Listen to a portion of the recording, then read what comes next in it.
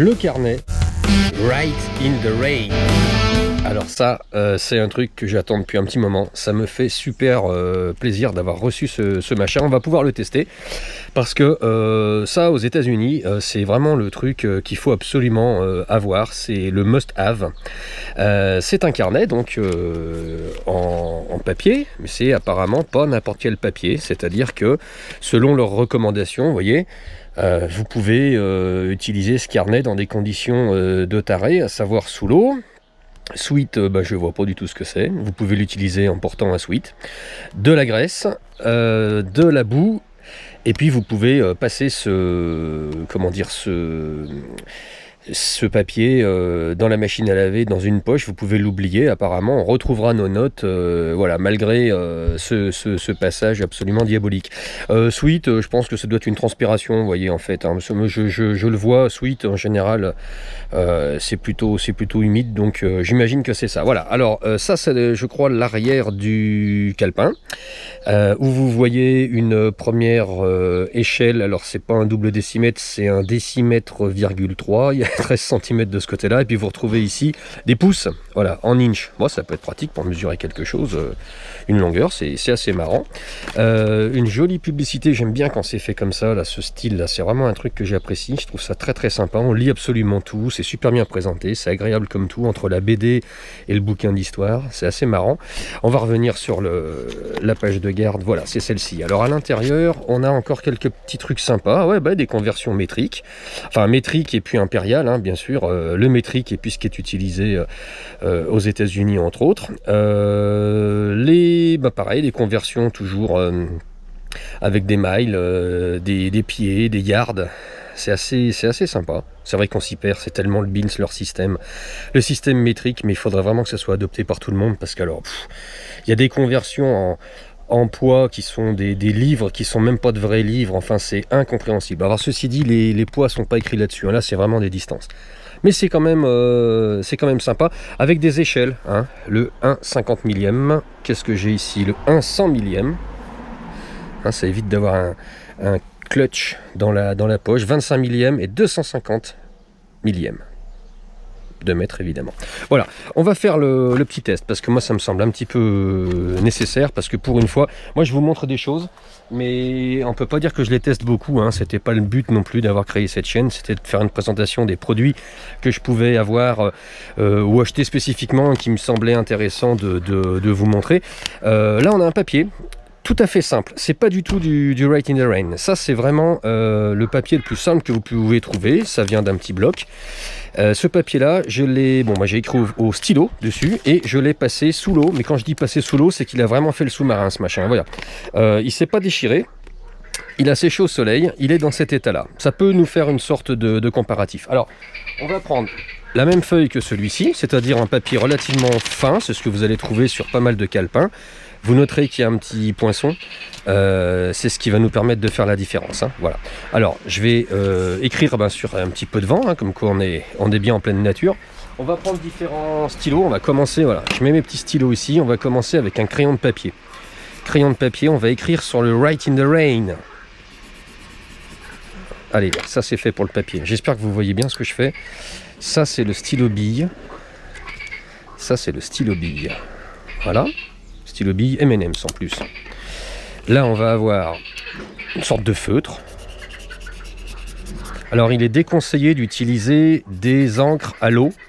Alors on verra parce que ça je pense que c'est à l'eau, hein. C'est pas un truc, voilà. Et mon fameux stylo Zetros. Zetros, le camion militaire de chez Mercedes, absolument inconnu de la plupart des gens. Ah ben Zetros il écrit... Alors on va faire un petit test. Voilà, fallait que Zetros il se mette en route, hein. Voilà, et puis Write in the Rain, allez on va le mettre là. On enlève cette feuille là, Write in the Rain, c'est écrit dessus, hop, le trou c'est le papier tout à fait normal. On va les mettre sous l'eau et on se retrouve à tout de suite. Allez, c'est parti pour le test. Alors on est dans le jardin, je suis absolument désolé pour l'état du lavabo, hein. C'est vraiment pas magnifique, mais bon, ça c'est notre feuille perforée. Vous voyez, oh là là, on commence avec le feutre bleu à l'eau. Alors là, c'est une catastrophe, hein. Ça ne tient que très très peu. Allez, on va essayer de tout mouiller, hein. Alors étonnamment, je dois quand même vous le dire parce que j'ai dans les mains, la feuille est très souple, mais comment dire, à part que la feuille devient vraiment très souple et vous voyez, hein, elle se déchire pas, voilà. On va faire un peu l'arrière hein, parce qu'il faut quand même qu'on fasse ça comme il faut. Je peux pas vous dire qu'il s'imbibe d'eau, ouais, il est bien gaugé le machin quand même, hein. Mais ouais, il y a le vétro s'y tient bien, hein. Enfin il y a tout qui tient pas mal. Hein. Oh, regardez, je prends un plan un petit peu plus large, je mouille, hein, j'y vais quand même. Le jour où il y a une pluie comme ça, je pense que vous n'êtes pas dehors en train d'écrire quoi que ce soit. Hein. Allez, on va passer à l'autre. Right in the rain. C'est écrit là. Allez, c'est parti, on est sous l'eau. Ah bah là, dis donc, le feutre bleu, il a pas fait un pli. Hein. Ah, le feutre bleu, il a disparu. Hein. Alors là, première sensation... Ah non, mais je suis étonné, le feutre bleu, il s'est barré, mais littéralement, quoi. Vous entendez les grenouilles là, qui sont en train de m'encourager. Ne fais pas ça, ne fais pas ça. On est sur un papier qui est super rigide. J'avais dit que je faisais aussi l'arrière, hein, le verso. Ah, par contre, c'est un papier qui est vraiment rigide. Alors là, c'est exceptionnel. Donc, il courbe un petit peu, mais il n'est pas tout mou. Il se tient et derrière, je tiens avec juste mes doigts comme ça. Je pose sous l'eau. Il se courbe un petit peu, mais...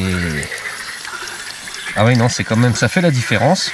Mais maintenant, je sais pas si c'est vraiment bien que le feutre bleu ait disparu aussi rapidement. C'est pas la classe. Hein. Mais bon. Bon, allez, je crois qu'on a bien mouillé. De toute façon, ça veut pas. Hein. L'eau, elle coule dessus. L'eau, elle reste dessus, vous le voyez. Hein. C'est hydrophobe. Hein. Hop.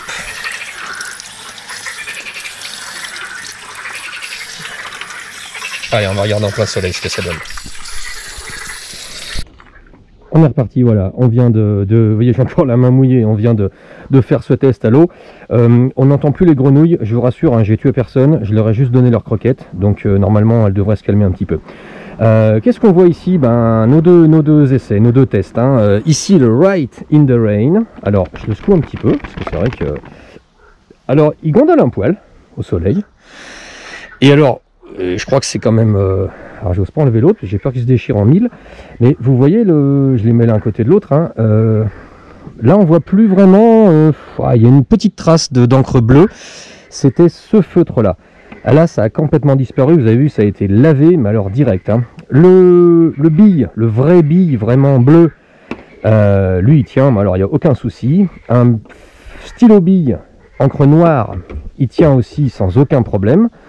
Et puis, on a une différence avec le crayon de papier. Sur le Right in the Rain, le truc, il n'a pas bougé, quoi. Il est plein. C'est nickel. Sur l'autre, que je vais... Bah non, il ne se déchire pas, il n'y a pas de raison. Hein. Alors, sur l'autre, vous voyez, il a subi quelques petites attaques. Mais on lit parfaitement ce qui aurait pu être écrit, par exemple, avec le crayon de papier. Voilà. Alors, par transparence, on voit qu'il y a eu un zigouigoui bleu ici. Mais on n'arrive plus à le lire. C'est quand même... je sais pas comment vous dire. Bon, pour le bleu à l'eau, d'un côté comme de l'autre, on peut pas dire que ce soit extraordinaire. Hein. On le voit plus du tout sur le Right in the Rain. À la rigueur, je sais pas si c'est vraiment bon pour lui, parce qu'en termes de notes, on voit même pas qu'on avait écrit quoi que ce soit. Ici, alors je sais pas comment vous le présenter, selon l'inclinaison du papier, moi... Je vois là quand même un début de zigouigoui. Je pense que si ça avait été écrit quelque chose, on pourrait un peu reconnaître. Même si on attend que ça sèche, peut-être qu'on aurait peut-être des bons résultats. Mais bon, ça, vous voyez, c'est tout mou. Ça va sécher. Je pense que ça va donner celui-là, qui a repris quand on le froisse, il crisse un petit peu, mais ça reste un papier qui a été mouillé. Alors c'est vrai que dans une machine à laver, par contre, là j'en donne pas cher de ceci. Hein. Mais si c'est juste pour écrire...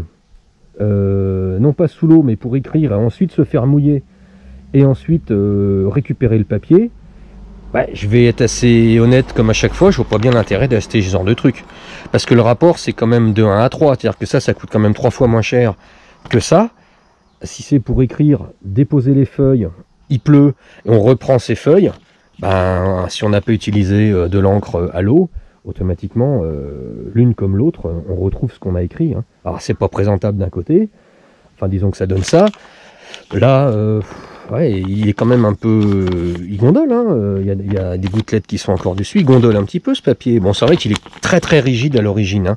Mais bon voilà, pour cette utilisation, là je vois pas l'intérêt. Par contre, effectivement, réunion de chantier, j'ai tout écrit là-dessus, ou alors j'ai utilisé les papiers A4 imprimables, des ramettes de feuilles A4 en fait, mais de la marque Write in the Rain. Vous imprimez dessus. Alors il faut bien sûr imprimer au laser, il ne faut pas imprimer avec une jet d'encre, parce que vous allez avoir les mêmes problèmes qu'avec notre feutre bleu ici. Mais imprimer au laser, réunion de chantier, vous distribuez des feuilles à tout le monde, vous expliquez ce qui va se passer à l'extérieur, vous prenez une averse, le temps de rentrer dans les cabanes de chantier ou je ne sais où, il y a de l'eau sur vos feuilles, le soir les gens peuvent repartir avec leurs propres feuilles, classer ça dans un dossier. C'est sûr qu'une fois séché, c'est carrément présentable et puis apparemment vous n'aurez pas perdu de données. Là, bah oui, forcément ça va gauger un peu plus. Si on me dit que ça, dans une poche, ça tient à la sueur, là ce sera peut-être pas forcément le cas.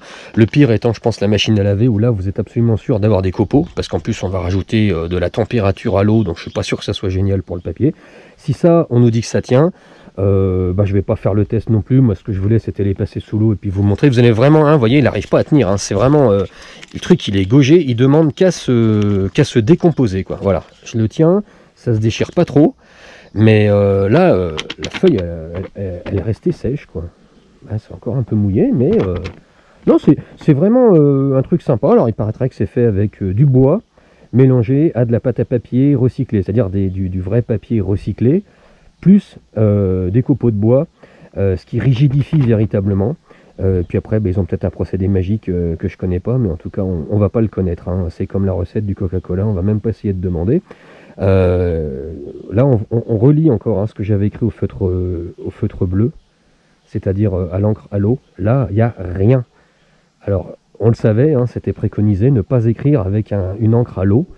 Bon, je suis un peu sceptique. C'est bien de l'avoir, je suis assez content. Mais je pense que l'utilisation, du moins le test qui vient d'être réalisé, n'est pas forcément probant quant à la qualité, à l'intérêt vraiment intrinsèque du produit. Intrinsèque, c'est pas un train qui roule quand il fait beau. Hein. Intrinsèque, c'est le truc qui lui appartient à lui, quoi. C'est vraiment, enfin bref. Voilà. Write in the Rain.